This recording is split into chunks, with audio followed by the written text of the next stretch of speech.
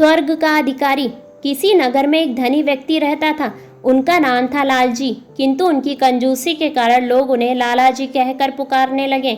जब वह बूढ़े हो गए तो एक दिन उन्होंने मन में सोचा, सारा जीवन पैसा कमाने में खप गया, अब तक दान धर्म और पुण्य का कोई काम नहीं किया, इसलिए मरने से पहले कुछ करना चाहिए।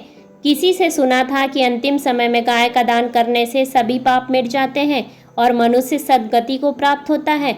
लाला जी ने सोचा, क्यों न गाय का ही दान किया जाए। मन में अनिश्चय कर वह गाय की तलाश में निकल पड़े।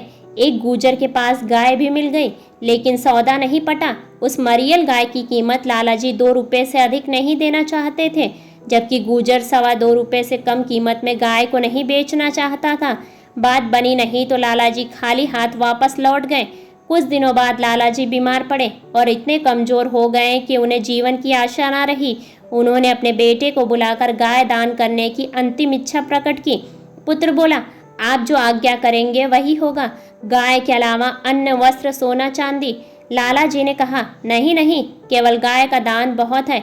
लाला जी ने बताया कि फला गूजर के पास एक गाय है। कुछ समय पहले उसकी कीमत 2.25 रुपये थी, अब शायद कुछ रियाकत कर दे, लेकिन तुम उसकी कीमत 2 रुपये से अधिक मत देना। पिता की आज्ञा पाकर पुत्र गूजर के पास पहुंचा और 2.25 रुपये में गाय खरीद कर लेकर आया। लाला जी को जब मालूम हुआ कि बेटा गाय की पूरी कीमत चुका कर आया है तो ऐसा सदमा लगा कि तत्काल उनकी मृत्यु हो गई। इस बीच गाय कमजोर हो गई थी। लाला जी की मृत्यु के 4 घंटे बाद वह भी चल बसी। मरने के बाद लाला जी की आत्मा को यमराज के पास पहुंचाया गया और उनके पाप पुण्य का लेखा जोखा करने के बाद यमराज बोले, लाला जी, आपने अपने जीवन में पुण्य का कोई काम नहीं किया। मरते समय गाय का दान किया, वह भी 4 घंटे बाद मर गई, इसलिए आपको 4 घंटे का स्वर्ग मिलेगा और बाकी समय नर्क में बिताना पड़ेगा। लाला जी बोले, कोई बात नहीं, मुझे 4 घंटे के लिए स्वर्ग मिला है, मुझे पहले स्वर्ग भेज दो, बाकी समय मैं नर्क में बिता लूंगा। यमराज बोले, पहले 1000 वर्ष नर्क में जाना होगा, उसके बाद आपको स्वर्ग भेजा जाएगा। लाला जी अड़ गए, बोले, मैं पहले स्वर्ग जाना चाहता हूँ। यमराज ने डपटते हुए कहा, पहले स्वर्ग नहीं, पहले नर्क की हवा खाओ, यही हमारा नियम है। दोनों में वाद विवाद चल रहा था कि पैने सींग वाली गाय भी वहां आ पहुंची और लाला जी के पास खड़ी होकर विनम्र स्वर में बोली, मैं आपका कमाया हुआ पुण्य हूँ, इसलिए 4 घंटे के लिए आपकी सहायता करने आई हूँ। आप आज्ञा दें, आपकी क्या सेवा कर सकती हूँ। गाय को अपना सहायक पाकर लाला जी को साहस मिला। वो बोले, यह यमराज मेरी बात नहीं मानता, पहले मुझे नर्क भेजना चाहता है। यदि सचमुच तुम मेरी सहायता के लिए आई हो तो इस यमराज का पेट फाड़ दो। यह सुनते ही गाय अपने पैने सींग उठाकर यमराज की ओर दौड़ी। यमराज अपना आसन छोड़ भाग खड़े हुए और त्राही त्राही करता हुआ ब्रह्मा के पास जा पहुंचा। यमराज को भयभीत देख ब्रह्मा जी मन ही मन शंकित हुए। यमराज ने अपने भय का कारण उन्हें बताया और अपनी रक्षा के लिए हाथ फैला दिया। इसी बीच गाय के साथ लाला जी भी ब्रह्मा के सम्मुख उपस्थित हो गए। ब्रह्मा जी ने बड़े शांत स्वभाव से लाला जी को समझाया, और हमारे नियम के अनुसार पहले आपको नर्क ही जाना होगा।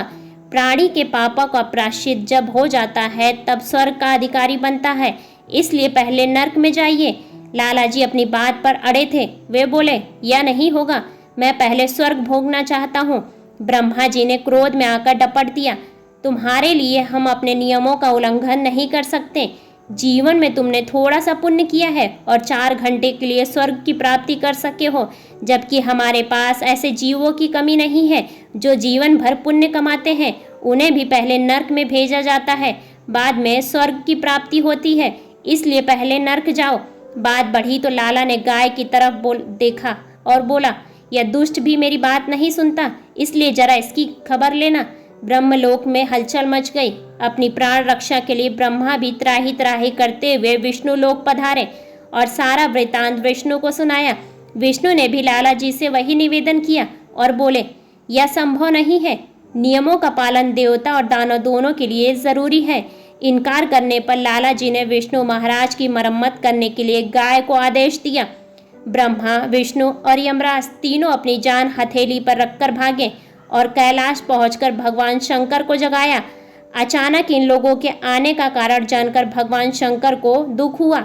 उन्होंने भी लाला जी को यही निर्णय दिया जो यमराज, ब्रह्मा और विष्णु दे चुके थे। इसी बीच गाय का समय समाप्त हो गया और वह वापस लौट गया। अब लाला जी असहाय हो गए। उन्हें भगवान शंकर के अंतिम निर्णय को स्वीकार करना पड़ा। लाला जी बहुत चतुर बुद्धि के थे। चलने के पहले तीनों देवताओं के आगे हाथ जोड़कर खड़े हुए और अपनी दृष्टता के लिए क्षमा याचना करते हुए बोले, आप तीनों देवता महान हैं। अपनी पुण्य प्रताप आंखों से मैंने आप लोगों के प्रत्यक्ष दर्शन प्राप्त कर लिए। जो दर्शन बड़े बड़े ऋषि मुनि, संत, साधु और भक्तों को कठिन तपस्या के बाद मिलते हैं, वह मैं आसानी से कर पाया हूँ। कहते हैं कि आपके दर्शन से पापी मनुष्य भी पुण्य का भागी बन जाता है और उसके दुख, दरिद्र, रोग, शोक सभी नष्ट हो जाते हैं। अगर यह बात सच है तो आपके दर्शन करने के बाद अब मेरे कौन से पाप बच गए हैं जिनके कारण मुझे नर्क जाना जरूरी है। यह सुनकर देवताओं ने आपस में विचार किया। लाला जी ठीक कह रहे हैं। यदि अब भी इन्हें नर्क भेजा जाता है तो हमारे दर्शन का कोई मूल्य नहीं रहेगा। वे सोचकर बोले, तुम ठीक कहते हो। हमारे दर्शन से तुम्हारे पाप खत्म हो गए हैं। अब तुम नर्क के अधिकारी नहीं रहे। यह कहते हुए देवताओं ने लाला जी को हमेशा के लिए स्वर्ग में रहने की अनुमति दे दी। ऐसे ही बेहतरीन कहानियों को सुनने के लिए वीडियो को लाइक और चैनल को सब्सक्राइब करें और अपने विचार कमेंट्स बॉक्स में कमेंट्स करके हमें ज़रूर बताएं। धन्यवाद।